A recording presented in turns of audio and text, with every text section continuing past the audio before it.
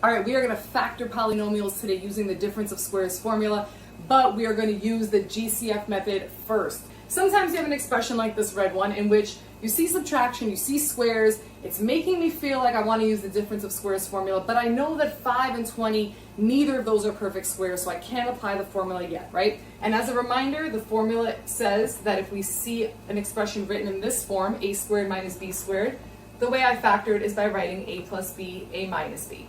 So if you see that it looks like I might be able to get to difference of squares, but it's not quite there yet, always think about GCF. So when you go to factor, there's a bunch of methods you know. Look for the GCF first because sometimes that may unveil a different method you can use after you factor out the GCF. So in this expression, both terms have in common a 5. So if I factor out a 5, I'm going to get inside the parentheses c squared minus 4d squared.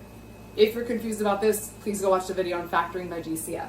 All right, so now that I factor out the 5, now inside the parentheses, I'm realizing that this formula is going to be possible to use. So I'm going to try to rewrite what's inside these parentheses so that it looks like the formula. So I'm going to rewrite it as something squared minus something else squared, and this 5 is just going to kind of come along for the ride the whole time. All right, so c squared obviously is just c squared. 4d squared, what can I square, what can I multiply by itself to get me 4d squared?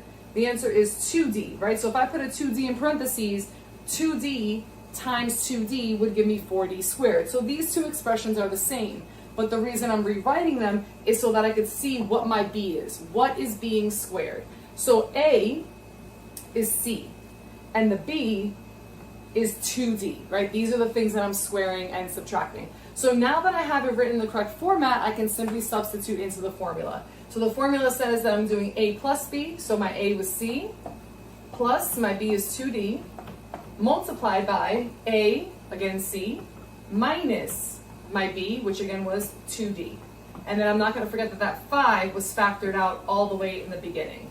So 5 times c plus 2d times c minus 2d is the factored version of my red expression when I factor out the GCF first, and then I apply the difference of squares formula next.